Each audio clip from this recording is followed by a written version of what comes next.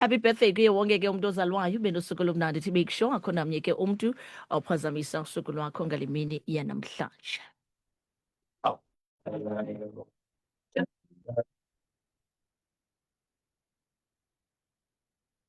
Kwenzeka ntoni kwindawo kuyo? Ewe, zenzeka kwisithili sikaJonyane.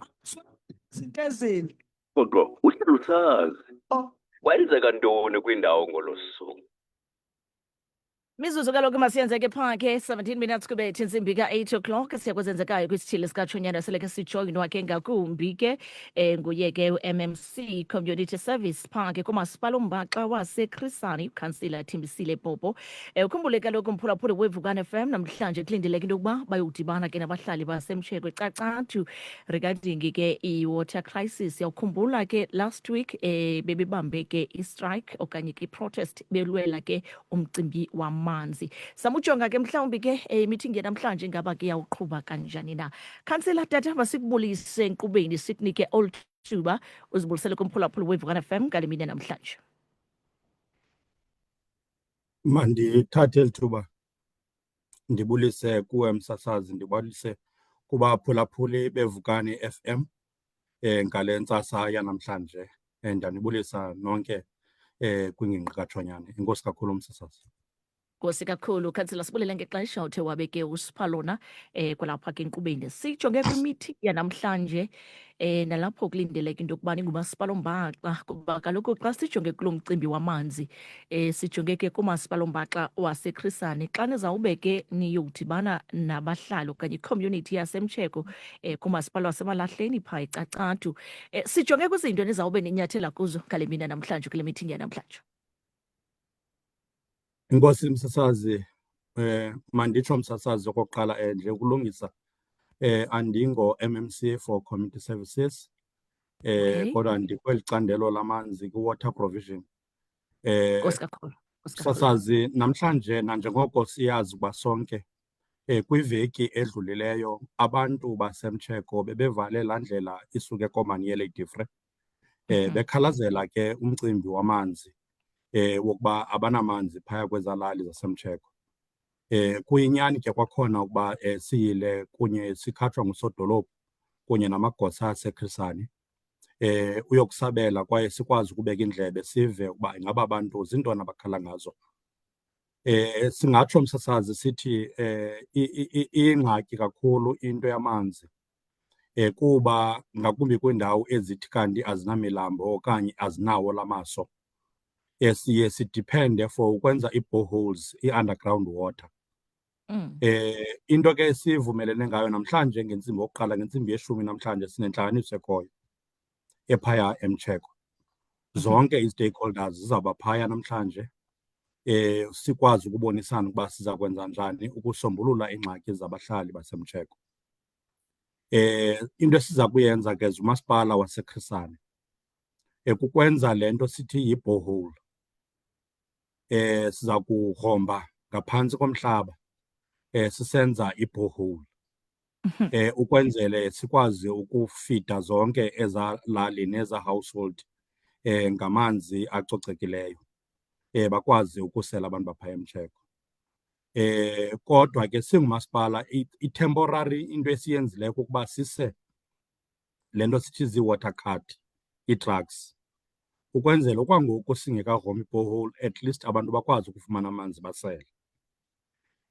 Lo msebenzi kamagosa aseChrisani seqalile uwenza msasazi, seqalile ukujonga ukuba ngaba zeziphi iindawo na ezikhoyo phaya emtsheko esinokwazi ukugromba kuzo sikwazi ukufumana amanzi phantsi komhlaba ukwenzele abantu basemtsheko bawafumane amanzi. Namhlanje ke sisake enye yezo zindululo zethu singumasipala waseChrisani ukwenzele sikwazi ukusombulula ingxaki ekhona phaya kulaa lali ukwenzela abantu bakwazi ukufumana amanzi ngendlela engaphazamisekiyo. Yiloo nto ke msasisayenza namhlanje sidibene kunye nabantu basemtsheko. Nkosi kakhulu Councillor. Kwimizuzu nje emibini ngenxa yexesha ndiyaqonda ke lo mcimbi ke wamanzi uchaphazela ke ngakumbi kwanezinye indawo ngakumbi kwalapha ke kwisithili sikaTshonyane.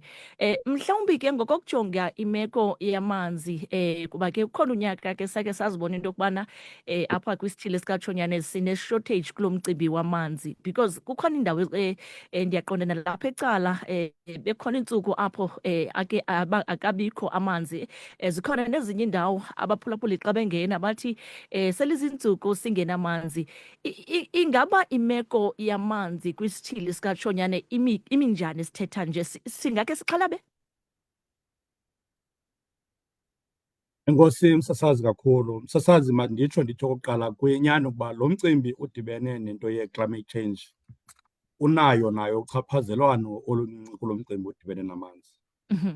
Kuba ezi ndawo besikade sifumana kuzo amanzi siyazi ukuba ziindawo ezingake zitshe nangenye imini. Uyawufika ngexesha kutshile amadama awanamanzi. Ngelinye ilixa ke msasazi, enye into esonzakalisayo kakhulu ngumcimbi odibene ne-illegal connections. Umcimbi we-illegal connections msasazi ukuba ngaba elalini sinezindlu eziphaya ku-500, ze ndithi mna ndithathe isigqibo sokuba ndikonekte amanzi illegally, ndiphinde ndibe ne-jojo tanks inoba ezintlanu kwalapha kum ngaphakathi endlini. Loo nto izawuchaphazela uba amanzi angafiki kwezinye ii-household ekumele ufika kuzo kuba ndikonektile mna illegally kwisystem. Uyawukhumbula msasazi ukuba ixesha elininzi apha kuthi ezilalini sisebenzisa le nto sithi zi-stand pipes, la 100 meters away, that abantu bakwazi ukufumana amanzi kuloo nto. Kodwa xa uphazamise loo nto ubangela abantu abaninzi elalini bangawafumani amanzi. Okwesithathu msasazi, enye into esicinga uba ibalulekile masiyithethe, ukuvandalayizwa kwe-infrastructure yethu kuyayiphazamisa, kubangela sixhalabe singumasipala waseChris Hani. Kuba xana abantu besiba i-injini, loo nto iphazamisa ukuya kwamanzi ebantwini, amanzi angafiki ebantwini. Kodwa ke msasazi, namhlanje ayile nto qha esiyenzayo as umasipala waseChris Hani. Zikhona neeprojekthi, sizama usondelelana ke msasazi kwezi zinto uzithethayo. Namhlanje sabe sisenza also into yoba phaya eTakastad kukho into ye-pump station esizawube siqinisekisa ukuba siyi hand over kubantu baphaya.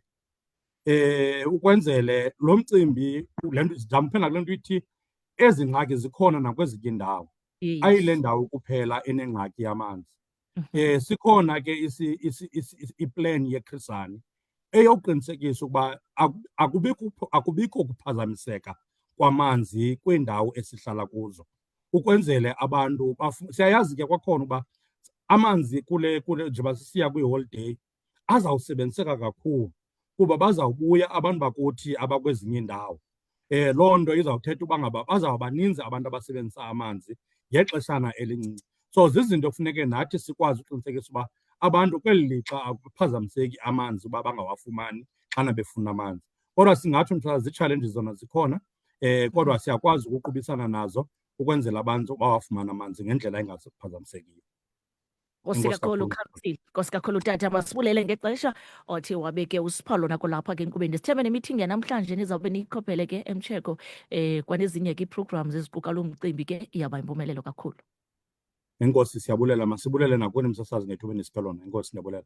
Nkosi kakhulu ke lo Councillor Thembisile Popo suke kumasipala ombaxa ke waseChris Hani, mphulaphuli weVukani FM, xa besichophela ke